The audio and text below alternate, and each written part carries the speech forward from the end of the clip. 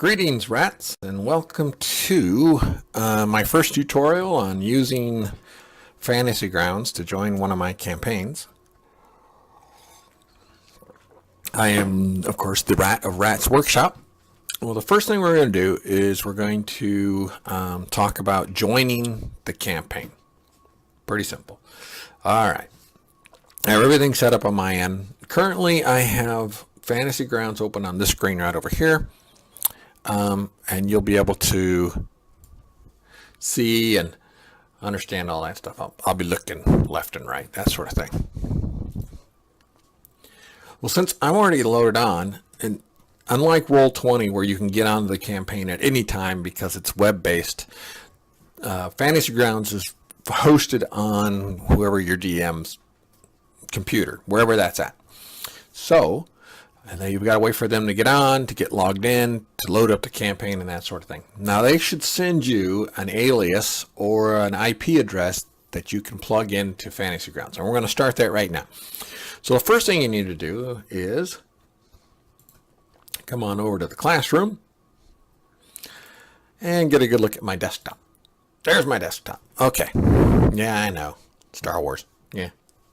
Got a Stormtrooper behind me over here and a Witch King over here. What can I say?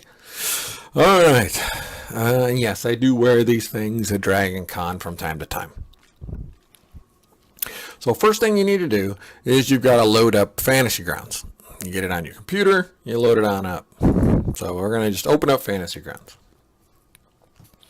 When you open up Fantasy Grounds the first time, you should see a screen something like this. And I'm just going to expand it so you can see it. Now the resolution's not great because I'm only recording at 720 so that more people can watch this instead of trying to do it at 1080, but it's there and you can see right down here this says join game, and that's what you'd be doing to join my game. You'd click on that icon right there. Okay, now up here you can see where it says username. Now this is the name you want to be known by when you get on. So this is your name, not your character's name. This is your name. So this is the name identifying you, the person playing the character. So any out of character messages you may type, if it's out of character, will come up with your name on it, not your character's name. So we can keep the two things separate. It helps whenever you're sending me whispers through the game, and we'll get into whispers later. Right now, all we're really focusing at is just getting on the game. So that's what you would type right there. Right here, this is where you put the network address that I would send you and let you know. I typically use, though, the server alias, which is just 4 names. I think one time mine was like Cool Keen Dice Tower or something like that. But I would send you those names and you'd plug them in there. But since I'm going to be logging in as the local host so I can show you how to do things, that's what we'd do. So you just fill that in. For instance, right now that's Art, and the local host, that's the host address. And then you click Start. And then it takes its sweet time to go, hey, we're connecting.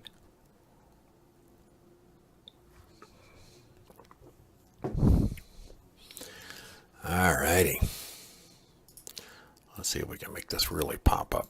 Pow, there we go. All right. Now, on my end, I have this set up to do a few things. And you can see there's a ton of little things over here. We're going to go ahead and just delete that and clear that out so you can get a good view of what's going on here.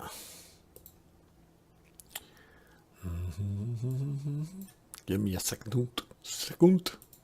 And you'll see it's going to go clear and bang, that's clean. Alrighty. Now, you can set this up however you want. I don't really care. But to make your character, then you would click here, and you've got a character. And then you click on it again, and you can make your character. Now, if you've already made your character and you come on to my campaign and you want to upload it to me, that's what this blue button right here is for. It's to import a character. So you click that, and it looks for whatever local character you've got that you can import. And I'm going to be sending out everyone the rules that I'm using to make characters, which are either the standard array or point by. I don't like rolling dice for characters Because you get some characters that are super powerful and some characters that are not powerful at all, and there's quite an imbalance sometimes between characters within the same party.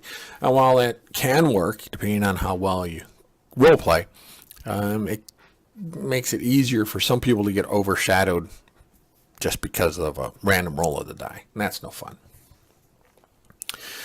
All right. So you've got your character. You want to make a character.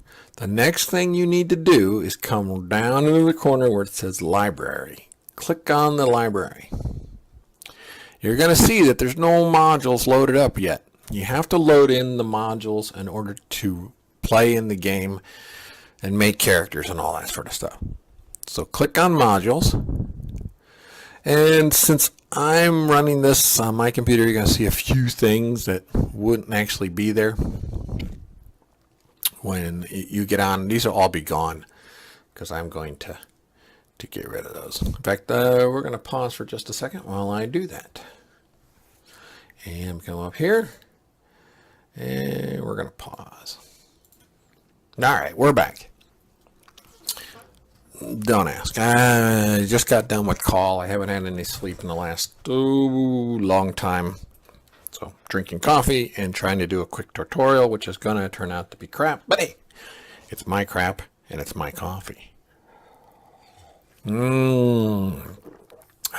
Good old Star Wars Dark Side half marathon. Nothing like running around with a bunch of other geeks for long distance in Disney World. It's awesome. It's hard to believe how many people showed up for that thing. Okay, so now we're back. Now you need to load up your modules. So click on modules, and you should see two things load up. Now I'm using the Sword Coast Adventurers Guide because I bought it. It's already all inputted, and I don't have to input anything. Here's the caveat, though, if you're playing one of my campaigns. I know jack squat about Forgotten Realms. The only thing I know about the Forgotten Realms is what is inside the Sword Coast Adventurers Guide, a little bit of the Wikipedia, and a tiny bit from just glancing through modules and books just to be able to throw something together. So if you're looking for a game that has good lore to it, that's really intact and specific, this is definitely the wrong game, because I'm going to change stuff just because I freaking feel like it. All right. So you'd open up a game. Oh, probably should tell you how to do that. So to open up a module, it's just like opening a book. You can either grab it and slide it, or you can double click on it. That's supposed to do it, but it's not working. Maybe it doesn't do it anymore. Who cares? You just grab it and slide it, flip the book open. It's going to load. Now, if you don't already own the Player's Handbook Deluxe or the Adventurer's Guide or any of this thing, you've got to wait for my computer to send it to your computer. And these can be fairly good size modules. The Player's Handbook Deluxe is pretty good size. So it can take a few minutes to come on over. Don't go, oh no, I don't have it. It won't load. You just got to give it some time. Now that you have that, go ahead and X out of that. You got your library. And if you're going to create a PC, you can look right up here and you'll see a thing that says Create PC. Just go ahead and click on that. And it's going to change the buttons on the right-hand side of your screen. All the way down through here. Right-hand side.